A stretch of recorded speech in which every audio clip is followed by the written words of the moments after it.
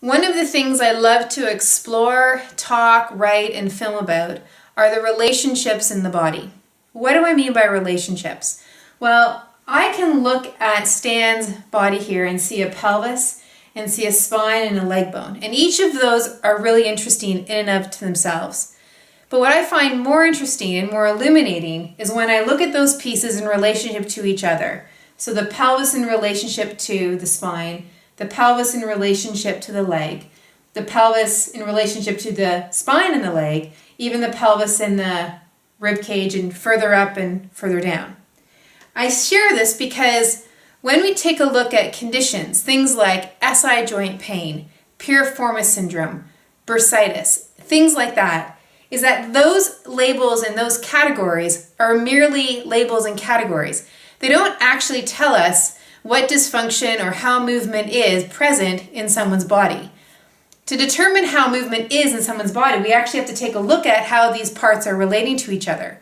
We can say that something around the pelvis doesn't move or something in the spine doesn't move, but what does that actually mean?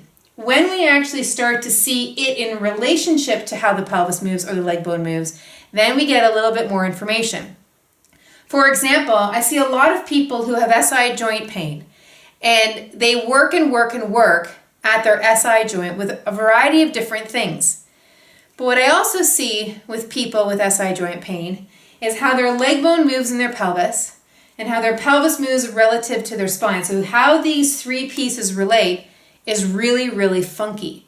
So there might be a compensation at L5, S1 to compensate for the lack of movement in the leg bone and the pelvis.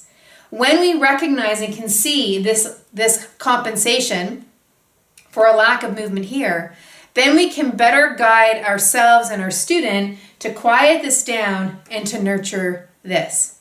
So it's taking our view from something that's very local to something more global, and it enables us to become that much more efficient in what and how we are doing what it is that we're doing. So the bumper sticker on this, the summary, so to speak, is when you're watching yourself move, whether you are running or you're walking, you're cycling, whether you're doing your yoga practice, or whether you're a teacher and you're working with a student, is allow your view to broaden. If you've got an ache or a pain and you feel like it's in your knee or your hip or your back, take a broader view of yourself or your student and actually get a sense of what are the parts that are neighboring or around that area of pain. What's moving that really should be moving? What's moving that shouldn't be? What's compensating for what really should be happening? And allow that to give you more information about what is working and what isn't working so you can make a really wise choice about what to do next.